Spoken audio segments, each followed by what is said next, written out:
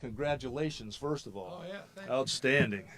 As a career firefighter, and now I'm head of a full service fire department, I've seen this business from both sides. I started my career with the California Department of Forestry, right up over that ridge in a place called Spanish Flat, and that was in 1969. And if I do my math right, I believe the governor was 2 years old. So I know a little bit about this business and about this country. The 10 largest California wildfires over the last 10 years, and 8 of them have been in the last 5 years. That's an unbelievable statistic. And in 2020 alone, the LNU complex fire burned off Old Mount George up there. That used to be covered with some wildlife up there, but it's gone now. So, you know, it didn't happen in 2022 so far, and I'm thankful for that. And I think we're going to get through it. And I could attribute that success to the key investments of Governor Newsom and, of course, the hard work of our firefighters. Our work is not over. Climate change is real. We will stay vigilant on all fronts, and I want to thank the governor, and I'd like to introduce next Supervisor Alfredo Pedroza.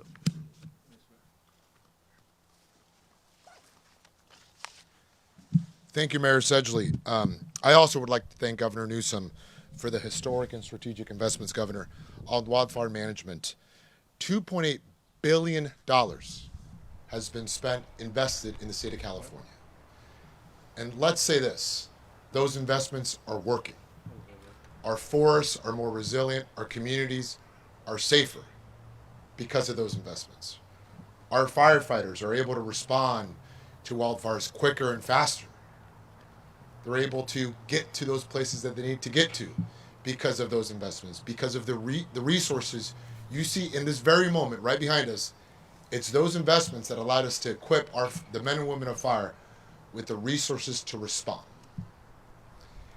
And we know this too, that California is a safer state because of those investments. And while we've had more fires this year, which is true, it's different. And the difference is, Governor, it's those investments that you and the state legislature allowed us to invest in our community.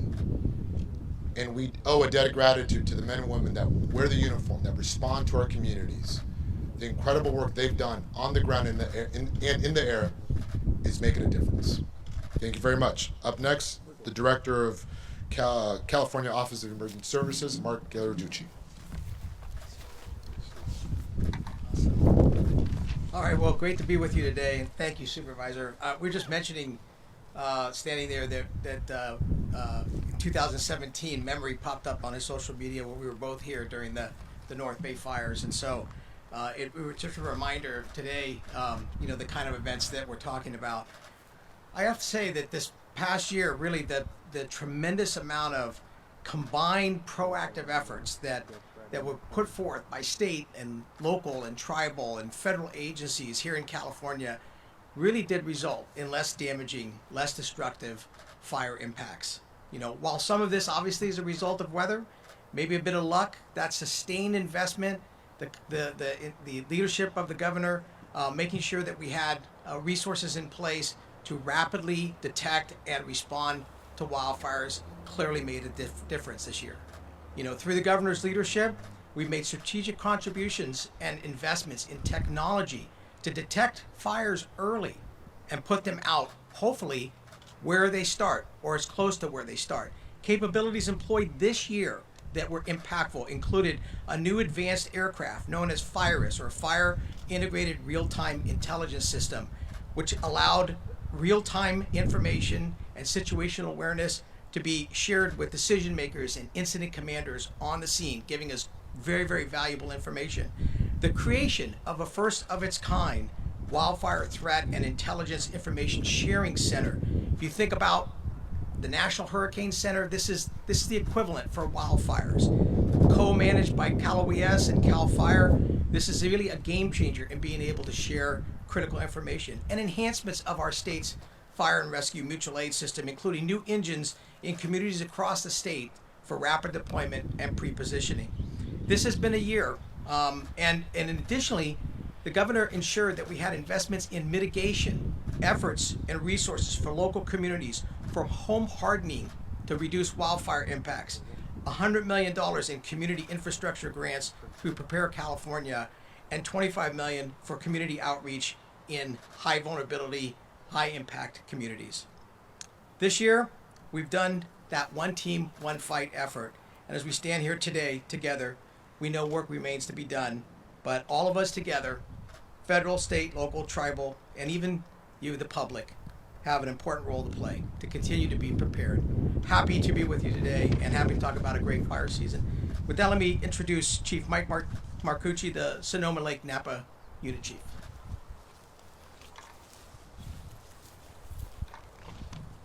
Thank you, Director Ghilarducci.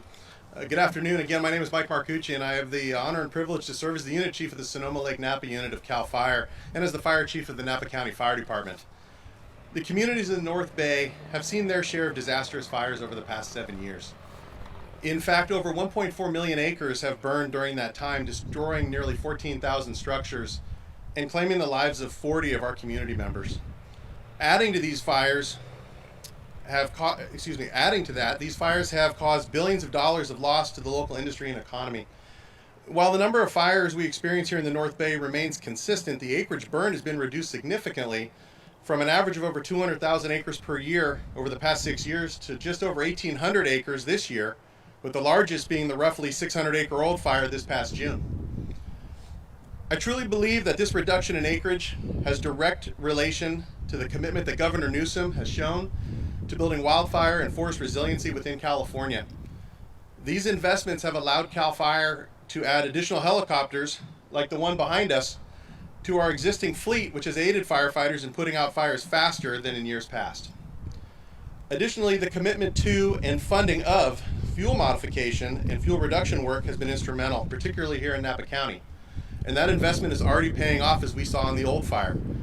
A fuel modification project that was completed by CAL FIRE, the Napa County Fire Department, and the Napa Community Firewise Foundation only a few months prior on Soda Canyon Road, near where the old fire burned, was crucial in the successful containment of that fire with no loss of homes or infrastructure, and it enabled the community to get back to normal in a much quicker time. I believe that without this work being done, the outcome would have been much worse. In closing, I would like to again thank Governor Newsom for his commitment to CAL FIRE and to wildfire management. I would also like to thank the Napa County Board of Supervisors for their unyielding support of the work that CAL FIRE and the Napa County Fire Department continues to do here in Napa County. It is truly our privilege to serve as your fire department. And now it is my pleasure to introduce to you the Director and Fire Chief of CAL FIRE, Joe Tyler.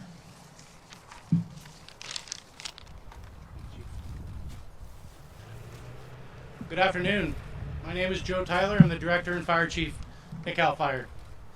I'd like to thank our elected officials who continue to provide support to CAL FIRE and the California Fire Service to protect the lives, property, and the environment here in California. And to Governor Newsom and your administration, your historic investments are providing a safer environment for our firefighters. You who provided us additional personnel and state-of-the-art equipment like those that are behind us. Our commitment to protecting California starts with fire prevention. In 2022, so far, 151 arrests have been made of arsonists across California, and I'm confident that these arrests have reduced wildfire threats and damage to our local communities and natural resources. And as said earlier, there's been $2.8 billion invested by the legislature and Governor Newsom. It has increased our fuels reduction and forest management abilities since 2019, removing vegetation, brush, allowing us to conduct prescribed fire activities to improve the forest health and resilience. CAL FIRE has completed over 100,000 acres of fuels reduction or vegetation management since 2019 each year. Other state, local, federal, tribal, and private partners have also done fuels management and vegetation management. This work is protecting California communities, and we saw the benefit of some of that this year alone where these projects moderated fires approaching communities, protected California's giant sequoias, and moved fires away from communities at risk. This year, we also established the Community Wildfire Preparedness and Mitigation Division, and it focuses on improving community preparedness, building construction, land use planning, and fire prevention. All of this is to reduce the severity and the damage of wildfires. And this year, that team assisted in setting a new national record with the recognition of the 600th Firewise USA community within the state of California. And as we see successes in fire prevention, we recognize that fires will continue to burn in California in a year-round fire season, or what we refer to as a fire year. And while recent weather helped moderate fires in many areas of the state, we still have fires burning in other areas of the state on a regular basis. And in 2022, CAL FIRE's new S-70I Firehawks, like the one sitting behind you, were flying fires across California. These aircraft provide a quicker response and carry more water than our previous CAL FIRE fleet. In addition, this was the first year that these aircraft, or some of these aircraft, have been able to fly night missions that truly proved to be valuable. In addition to the fleet of CAL FIRE aircraft, investments included 18 private helicopters, like the Sky Crane sitting in the far back, and 6 private fixed-wing firefighting aircraft hired on short-term contracts and strategically located across the state, and they truly made a difference as well. Those contracted aircraft alone flew over 2,700 hours of firefighting mission. But in closing, I want to take a moment and I want to thank our firefighters and support staff, and the firefighters and support staff of our local, state, federal, tribal, and private partners. We can't do it alone. We do it together. And it's for their unwavering dedication and sacrifices that they provide fire prevention, fire protection, and natural resource management across the state. With that, I'd like to welcome Governor Newsom. Thanks, Chief. By the way, with that, Chief, can we have these guys, can you guys get up here? Stand. Well, we're all feeling lonely here. Why don't you come, if you guys can come back. I want to brag on all of you guys as you come up. This isn't a, politics is behind us. The election's over. This is about gratitude and about appreciation, and the Chief is absolutely right in recognizing your heroism, recognizing all your hard work, also recognizing all the saves, all the work that you did that didn't make the nightly news, all the work that you do every single day that doesn't light up our Twitter and doesn't generate the kind of anxiety and stress so many of us have become accustomed to in this state. It was stated a moment ago that this year we have actually exceeded last year in the total number of fire starts, but we have only experienced about 362,000 acres that have burned. Last year, put that in perspective, 2.569 million acres, about 2.6 million acres with less fires. 362,000 acres this year with more fires. That's because of the extraordinary work the folks you see behind me have done. Not just the physical capital that Joe was highlighting, but the human capital. The men and women at CAL FIRE, the mutual aid system that is as well established here as in any other state in our nation, and yes, our national partners, which we have also well established in terms of a relationship across this country, and tragically, in the context of the magnitude of the challenges around the globe. Now, you'll recall just a number of years ago, we welcomed firefighters from Israel, from Australia. I called the Prime Minister of Canada, thanking Justin Trudeau for sending firefighters down here in California as well. So we've really been tested the last number of years. And here we are near the end of peak fire season, not the end of fire season, as we have all acknowledged. Fire season now is year-round. You don't have to recall, at least in your memory bank, very far back, that was 2019 when we were experiencing the ravages of Mother Nature and the fury that was Paradise and, of course, Woolsey Fire down in Southern California, November fires. I am mindful, having just come back from Southern California, those Santa Ana winds are intense, up to 75-mile-an-hour gusts just over the course of the last few days. We are mindful that we are not out of the woods. So we're not here with any signs, mission accomplished in any way, shape, or form. But we are here to highlight the work that has been done this year and the work we have prepared for next year. And I think this is important. We were able this year to provide resources for an additional 1,350 personnel, about $674.1 million budget enhancement, thanks to the California legislature. That allowed us to do our peak staffing early this year in June. Not only do we have more engines, we had more personnel. Currently, we have about 356 engines in this state. On the 21st of this month, we'll be drawing those back and moving from peak to about 243.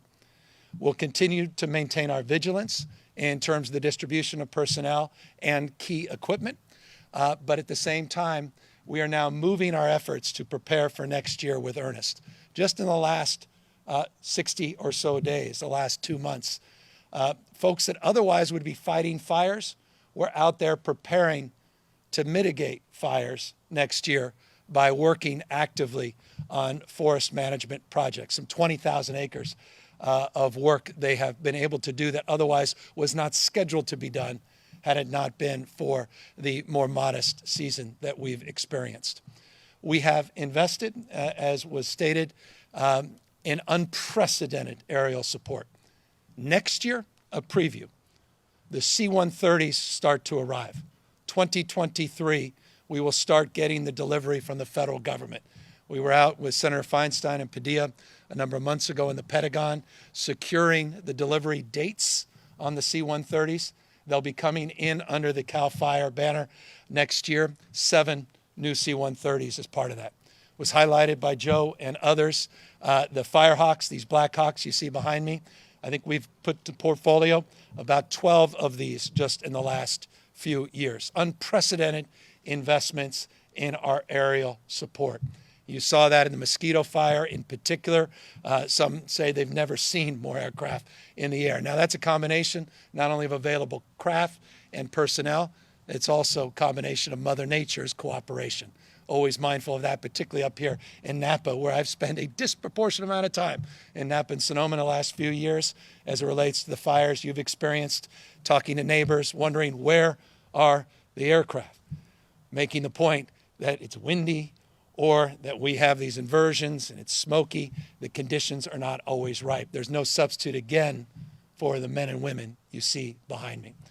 $2.8 billion. The supervisor and mayor, thank you for all of your extraordinary work and, more importantly, your partnership over the last few years. Also, thank you for highlighting that $2.8 billion. That's just a 2-year number. Just in the last 24 months, the state has invested $2.8 billion for active forest management, appropriate fire burns to address the issues of preparedness and mitigation at the same time. We recognize we have not made up for 100 years of neglect in that space. And yes, before you point out the obvious, let me state the obvious. We have a lot more work to do. And that's why we've partnered with the federal government in an unprecedented agreement, a memorandum of understanding, now with the support of an administration that has their hand out, not their fist out, in partnership with the state of California, providing resources to back up that MOU to more than double our active fuels management in this state. The goal is 1 million acres by 2025, and based upon what you just heard the chief say and others, I'm confident we'll get there as a collective. More, again, work needs nonetheless to be done. But that MOU is a 20-year agreement in terms of active forest management and integrating the parallel strategies in the past in a way where we're more strategically identifying vulnerable communities, looking at socioeconomic issues as it relates to ingress and egress, issues that are very familiar to folks here in the North Bay, particularly as it relates to mobile home parks and the like that have been most vulnerable to these catastrophic wildfires. I'm also very proud of the extraordinary support that not only have we received from the legislature in terms of wildfire prevention, but also the work that they just did in terms of addressing Mother Nature's fury, addressing the realities. It's not even interesting to debate them. There are no Democratic thermometers. There are no Republican thermometers. Facts are stubborn. They're simply facts. We've had record-breaking heat domes in 2020. This year, we had 11 days of a flex alert, unprecedented in California history. It's the hottest temperatures recorded on planet Earth, many of them from here in the state of California, in Death Valley, and elsewhere. We're mindful of our obligation to lead, and just yesterday, California put out what we refer to as a scoping plan, which is just a fancy way of saying a binding document laying out in detail a strategy and plan to achieve world-leading effort to decarbonize and move to a low-carbon green growth economy, creating 4 million jobs, reducing air pollution by 71%, greenhouse gases by 85%, and reducing healthcare costs by over $200 billion. This California climate commitment that CARB has advanced in their scoping plan yesterday is backed by $54 billion of investments, unprecedented by any subnational jurisdiction in the world.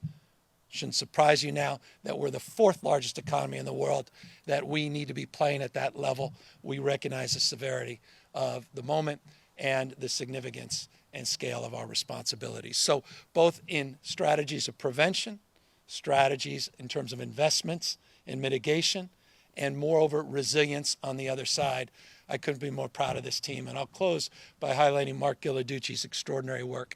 When the cameras go away, when the attention wanes, that's when folks like Mark and his team at the Office of Emergency Services do their most extraordinary and best work. Working with Cal Recycle, we're working to clean up debris, working to rebuild communities, working to make sure those communities are more resilient, and making sure we don't leave anybody behind.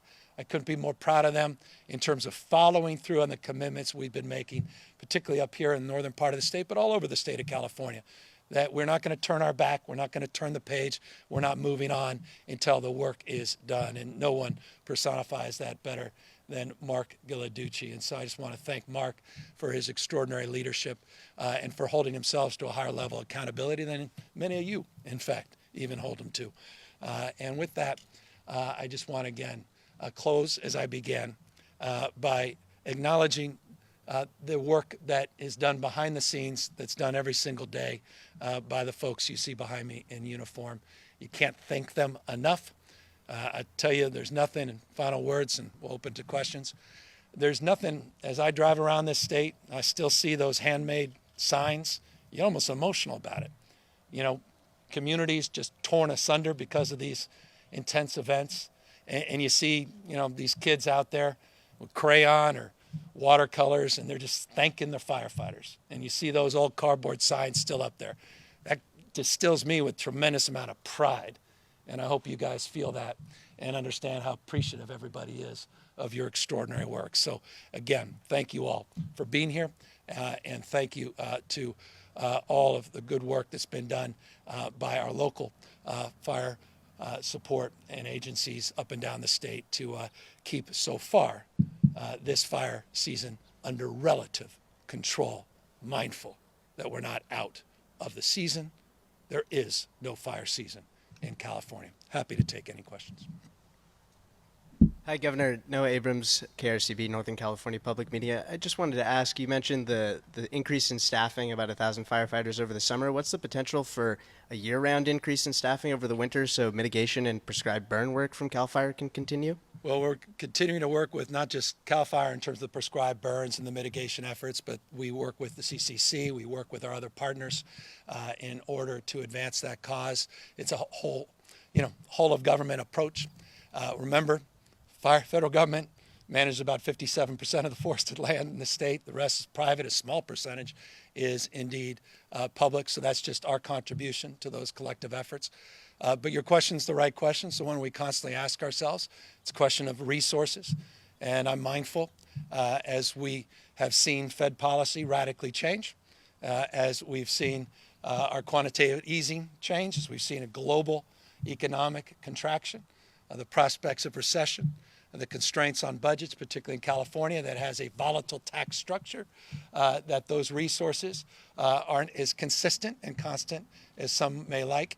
While we've made record investments, I'm mindful that we have to be strategic in terms of that give and take, and we are well underway with Chief Tyler and others on working through this year's budget with legislative leaders, and our goal is to get back to historic staffing levels.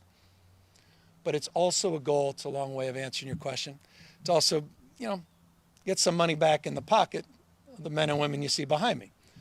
They've deserved a raise. We provided resources this year for that. We're also mindful that we have more work to do to reward the existing staff, not just focus on getting new staff. Hi, I'm Camille Von Cannell with Politico. I wanted to follow up on that regarding the budget shortfall. How will you deliver on the promises like the MOU and the scoping plan in a time of scarcity? And what is on the chopping block now with the potential shortfall? Well, we have over $72 billion of resilience, so we're projecting a shortfall that was almost, it wasn't even, I guess from my perspective, not only not surprising, we've been previewing this for 6 months, so nothing about it surprises any of us. Our numbers are modestly different than the LAOs. You'll see them in the next few months. We came out of an unprecedented surplus last year, $101.4 billion surplus. I'll repeat that just because I don't think any governor has ever been able to say it, let alone be able to repeat it. And I'm not sure I'll ever have that opportunity again. $101.4 billion operating surplus last year, which was absurd. And we knew it was absurd on the basis of people capturing capital gains with the prospect of significant Fed policy changes. And we expected a smoothing. So I look at last year's budget and this year's projected deficit in the context of balancing and smoothing.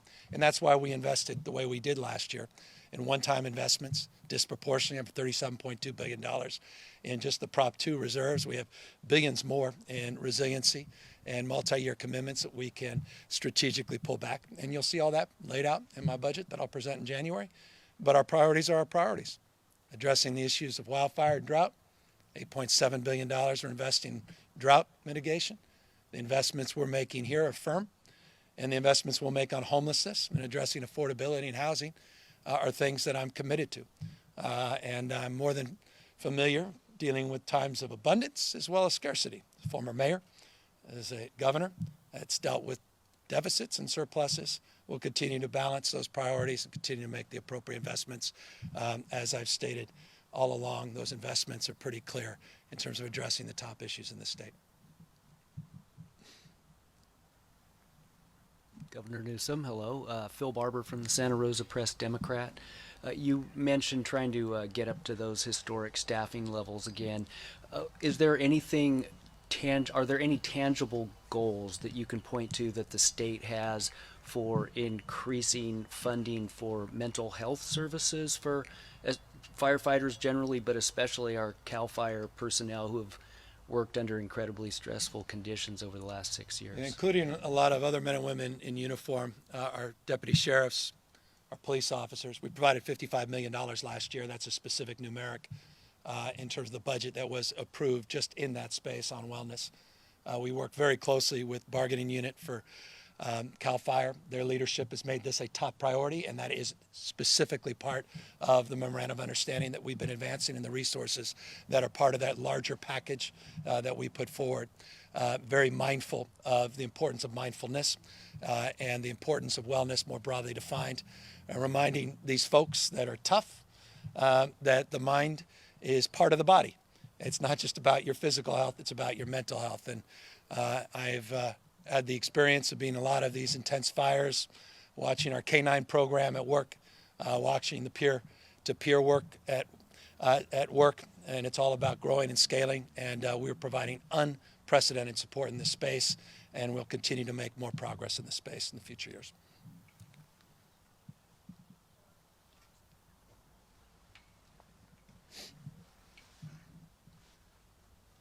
Hi, Governor. Tom Vakar from Channel 2 News, Bay Area.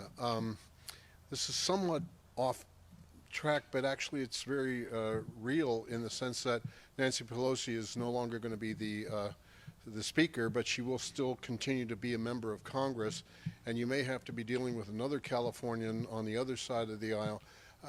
Your comments about Ms. Pelosi and your comments about a Republican, very likely McCarthy, becoming the speaker and how that might affect the state of California. All right, pull me into politics with Kevin. But look, I mean, you know well, my relationship with Nancy goes back to my birth. So this is personal, not just political and professional for me. You know, you've also heard me say when I'm, you know, celebrating excellence, you know, I love to quote, you know, Jerry Garcia said, you don't want to be the best of the best. You want to be the only one that does what you do. That describes Nancy Pelosi. She's redefined that position. No one has been more effective. No one has been more consequential in modern American history in that position. And I don't think that's overstated. That's not just a Californian or a fifth-generation San Franciscan saying that. I think across the aisle, some of her most fierce critics are also some of her most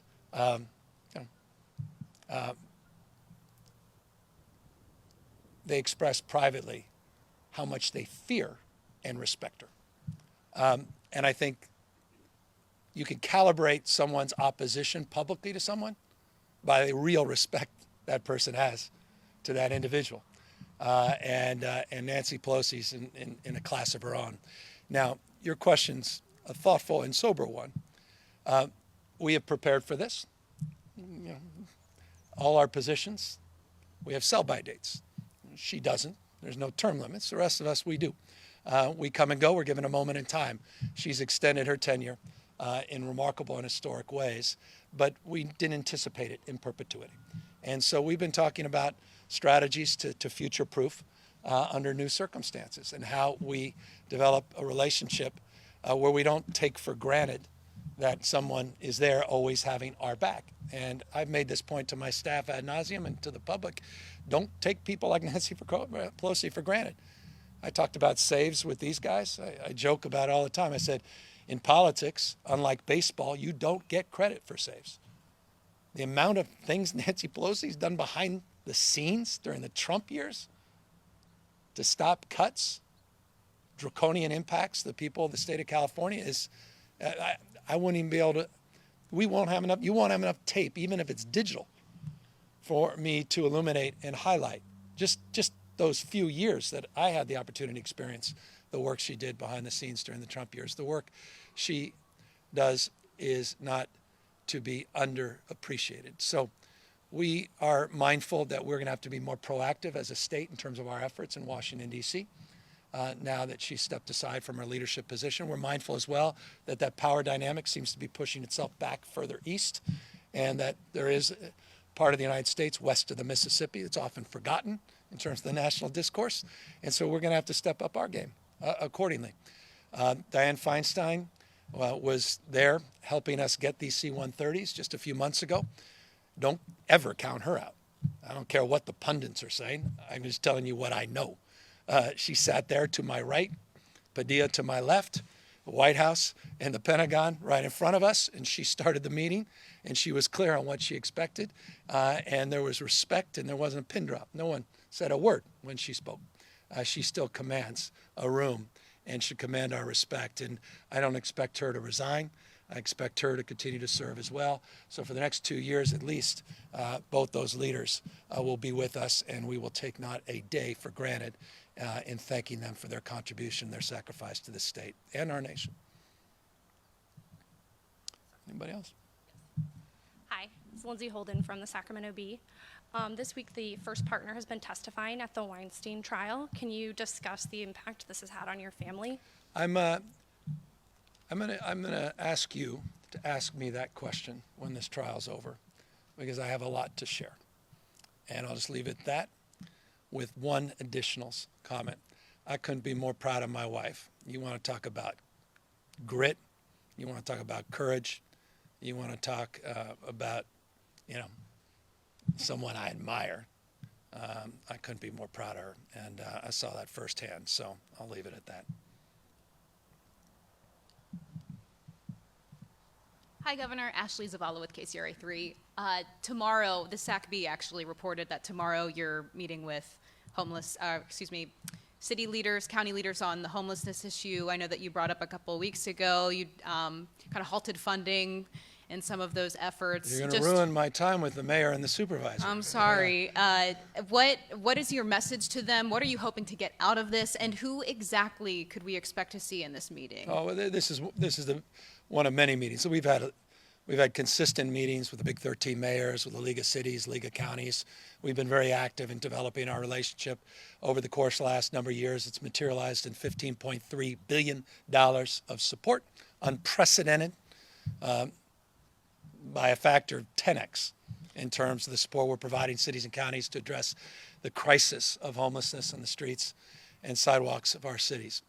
I'm a former mayor, former county supervisor. I'm deeply appreciative of the hard work and the responsibility of that job and those responsibilities of those jobs. But I'm also mindful that we can't continue down the path we've been on. We've got to do more. We've got to do better. I had 75 homeless plans, the first plans that have ever been required from the state of California. I'm proud we initiated that. And sum total of all those plans in the aggregate showed for $15.3 billion we reduced homelessness by 2%. It's just not good enough. It's not an indictment of any individual plan. Some plans were extraordinary. Some plans were disappointing. Rather than cast blame, pointing fingers, I decided to take a different approach, and that approach will manifest in a meeting tomorrow with leaders from all up and down the state. One of many meetings, we hope, to advance the cause of addressing the crisis on our streets and sidewalks. It's just about doing more, doing better, and I expect good things to happen from that meeting. And I just wanted to quickly follow up on the budget. The LAO's projection, and I know the Department of Finance has said their projection's also pretty similar, it doesn't assume that we're in a recession, but your administration, as you said, saw this shortfall coming 6 months ago. Economically, everything is kind of in the recipe to create a recession. I'm just wondering if you are prepared for one, or if those discussions are even happening right now. Oh yeah, no, they were happening. You can go back to my budget speeches last year. You can go back to the May revise where I said that we're taking the increment of the May revise surplus and 99 cents of the dollar we're investing in one-time purposes, not ongoing. I remember saying that, and even my staff said it can't be 99%. We had to even put up a slide because no one believed it. 99 cents of every dollar. That had never been done, or at least promoted in the past, because of that concern. It's a way of expressing, yes, this has been a concern for some time. It's not my first rodeo. We've all been through this. We've all seen this movie. The volatility, the good days, the bad days. We had a $75 billion surplus 2 years ago, $101.14 this last year. We have a modest projected deficit. It's big numbers, but it's fourth largest economy in the world. And that's why we batten down the hatches. We put a lot of supplemental payments to pay down pension obligations, to supplement our reserves. We could pull those back a little bit and provide some flexibility. As I said, $72+ billion of broad strokes resiliency that we put in the budget. And so we're preparing for a lot of different scenarios. And we're also preparing for this. I don't expect to, back to Tom, your question, which I intentionally skated a little bit. And I appreciate you didn't do a follow-up around Speaker McCarthy. I don't expect a lot of support coming from the Republican caucus. We've passed his prologue. So we're going to have to be creative. And, I'm not saying we're on our own. We're a net donor. Thank you. A lot of those red states out there, you're welcome. But we're very mindful of the headwinds in front of us globally and obviously as it relates to the trend lines in the nation. Last question, Pete Serratos with NBC. This is a wildfire question. So Were you surprised by how much progress was made with these investments? I mean, look at the number of acres, the drop in acres burned compared to last year. Yeah. I know weather played a factor, obviously, but did you expect this much progress with these investments? Well, it's interesting. I've had an interesting 4 years for many reasons. We experienced two of the more modest seasons, 2019 and this last season. There was 277,000 acres, I think, burned in 2019. 362 so far this year. Last year, we mentioned about 2.5, 2.6, and then 4.3 million, infamously, that year prior. So we've seen the extremes. So no, I don't expect anything except extremes. Extreme heat, extreme drought, extreme weather, extreme polar. And so the norm has been that sort of whipsaw back and forth, even on the budgets. The smoothing, that was sort of the normalcy. Those days are long gone. And so it doesn't shock me. But I think, and I'll close on this, and thank you all for your patience. I think we're prone to overstate everything we did right in a year like this. But I don't want to understate either the fact that this has been a flywheel, even during that difficult year, 2 years ago, even last year. The investments, the seeds that were planted, those investments that were being made, they're starting to now bear some fruit. And I'll just close on one point that wasn't brought up, and that is the time to delivering these projects. It's critical.